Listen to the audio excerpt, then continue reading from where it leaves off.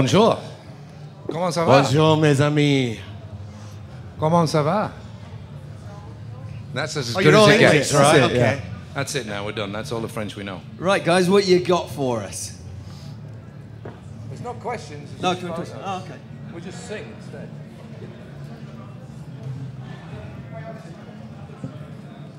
Okay, the first question for you guys. So first of all, I'm for diastherock.com. This is the website. My first question is, are you guys going to do the Viva Hysteria in the rest of Europe, apart from here? Or is there any plans for that? Yeah, we probably will. Because We we've been discussed talking it about yesterday that Yeah? we have the choice. Yeah. Tonight we definitely are. When we get to Spain and Scandinavia, we can if we want to. So we'll make that decision when we get there. So in that case, you don't know yet if you are going to play Viva Hysteria in Spain, for example? Not for It's sure, not- oh, but, not so- but we, okay. we think so. I mean, we'll see how it goes. Everyone's really excited about it, so I think we probably should. That's What do you awesome. think? Do you think we should do it? Oh, please. Okay, there you please. go. Because I'm Yeah. going to see you guys in Spain, so Then we shall would do love it to in see Spain it. for There you. you go. How's that? Just Thank for you. And I have another question. Apart from Viva Hysteria, do you plan to do it with other albums or just for Hysteria? We may, yeah. Well, yeah, we could actually do it on quite a few of the albums, really, and we've actually discussed. I mean, Iron Dry and Pyromania would be easy. Some of the others might be a little bit tricky, but certainly there's no reason why we couldn't do it on those two albums. Awesome. Yeah. Thank you very much, and thanks for coming. You're welcome.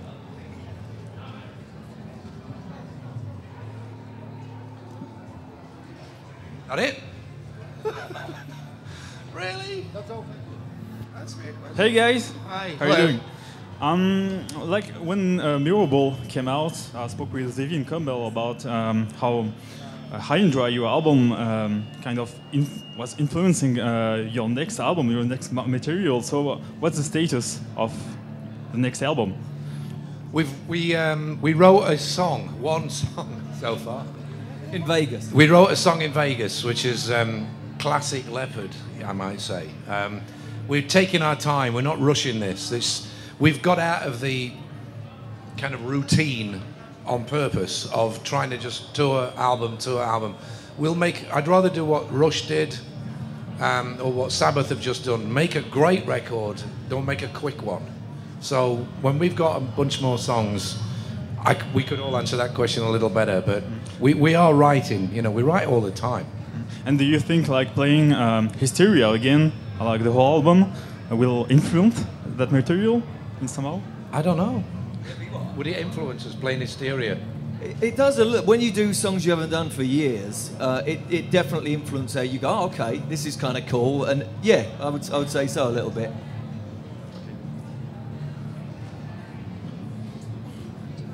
Hi. Why did it take so long to come back in France? Great question.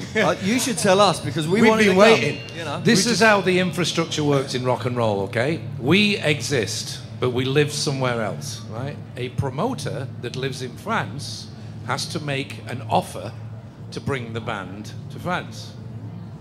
Didn't happen. So, What the fuck? Or Germany. this is the or- first time Yeah. that since 16 years that we've had a promoter that's made a reasonable offer that makes it financially worth a band coming in to play one gig. It's not cheap bringing in the whole show and loads of people. So you have to do 10 or 12 shows.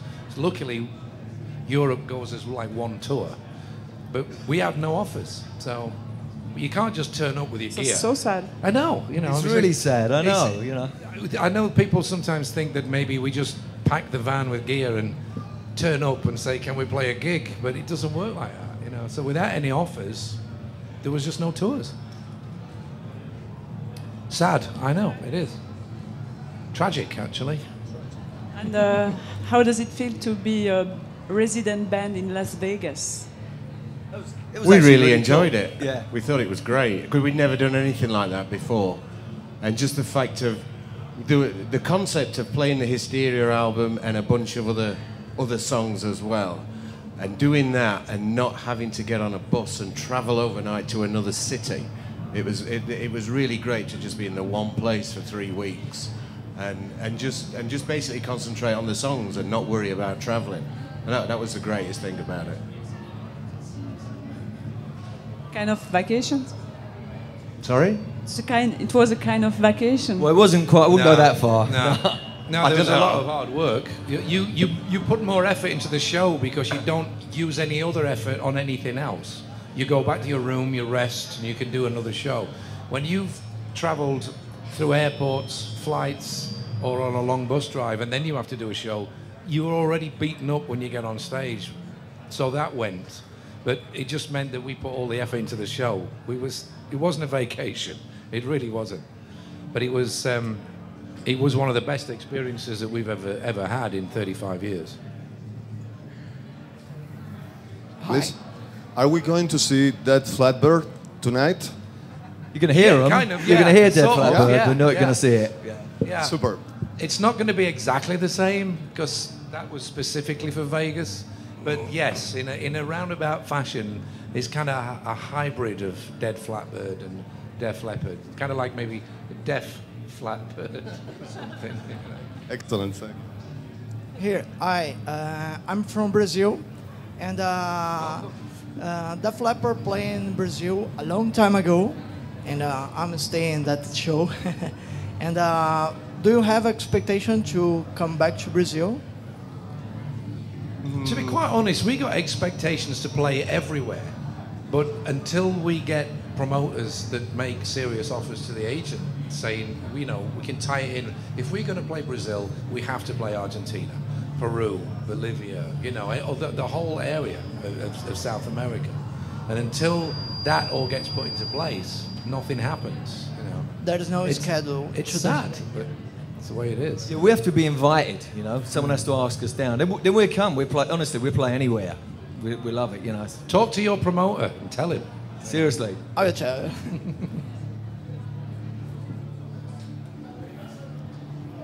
Hello, my name is Nikolai. I'm from Poland.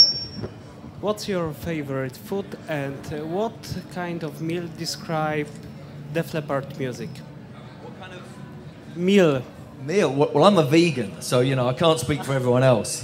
I've been a vegetarian for 30 years, and really? So it's different for every person you ask. Okay, so go on. What meal would describe us? Yes. The band. A vindaloo. Yeah, it'd be hot. It'd be spicy. Yeah. Indian food would describe the band. Yeah. Ah, really? And what your favorite food on tour? Sorry, what? Favorite food on tour? Indian. Yeah, I think Indian. Yeah. Okay. Food. That's all for me. Thanks. Okay, here's a question. You were on a film, Rock of Age, one of your songs. And what for a band is very exciting to be in a film. What is the sensation to find your song on a film? Actually, there was 3 songs in it. Yeah, 3 songs, yeah. It's It was very very- flattering. It's great. We love that type of thing, and it's very humbling to know that people want to use your music in any form. Yeah. So especially in movies, it's great. It can make the grand public discovering heavy metal and hard rock. And what is the sensation when you know that people don't like heavy metal can hearing heavy metal in a film and discover it? Well, I think that's right. I mean, we don't necessarily or have ever classed ourselves as a heavy metal band, but we do also understand we have a lot of heavy metal followers.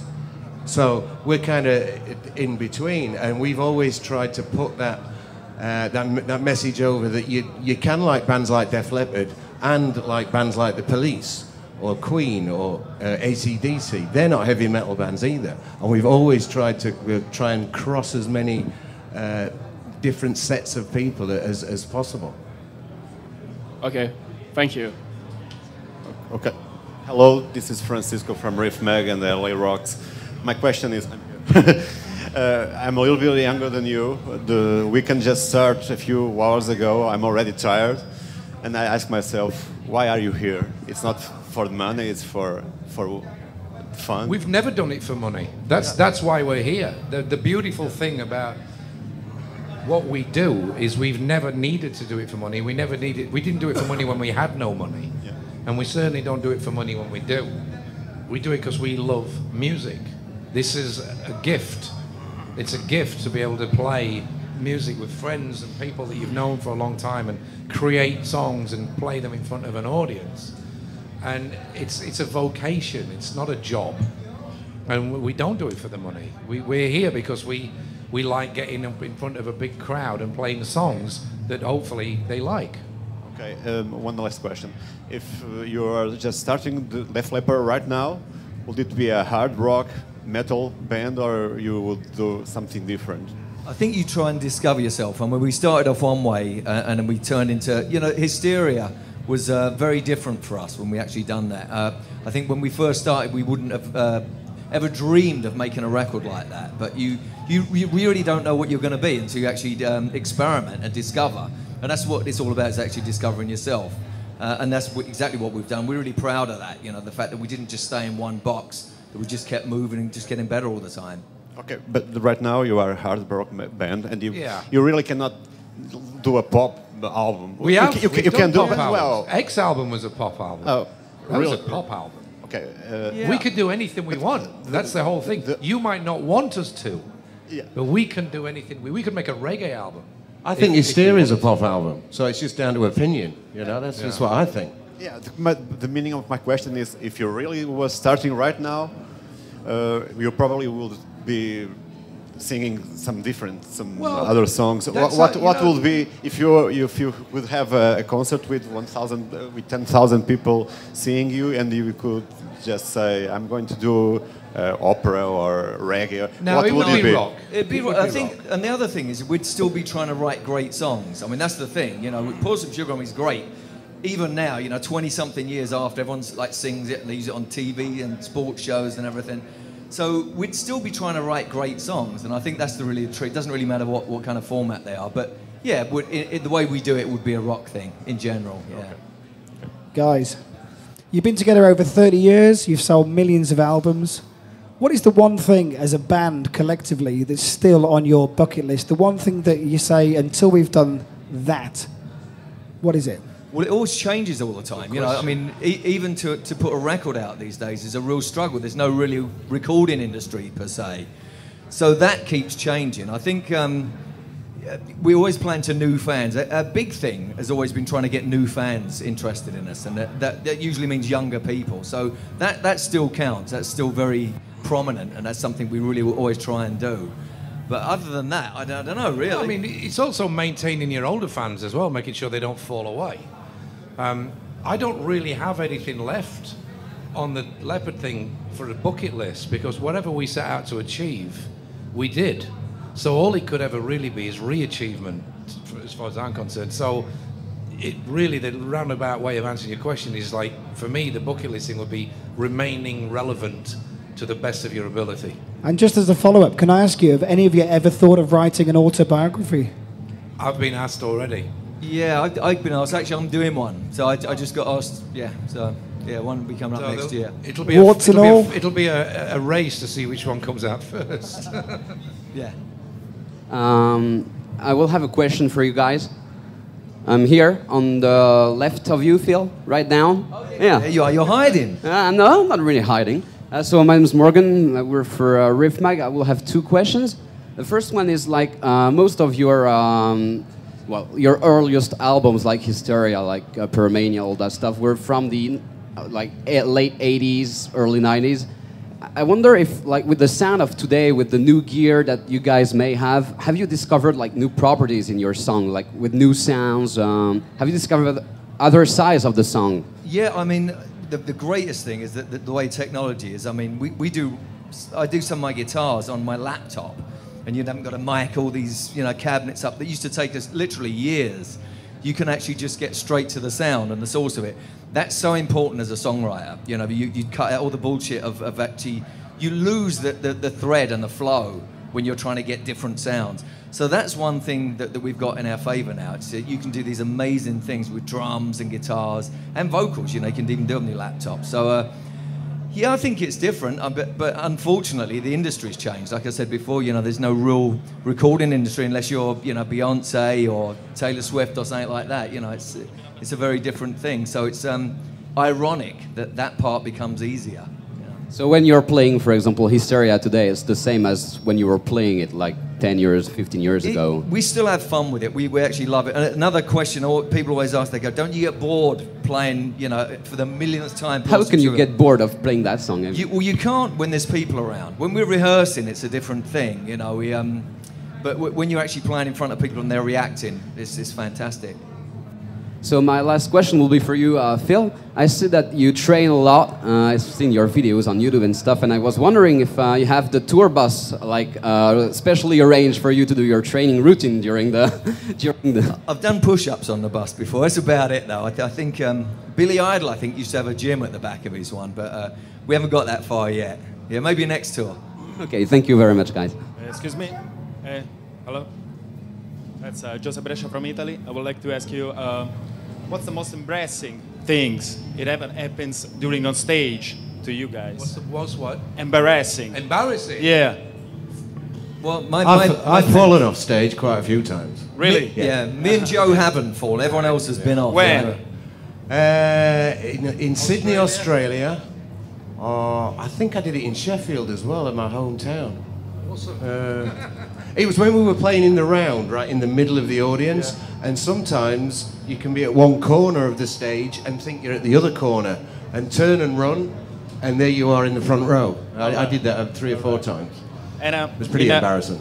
In your opinion, what is extreme music?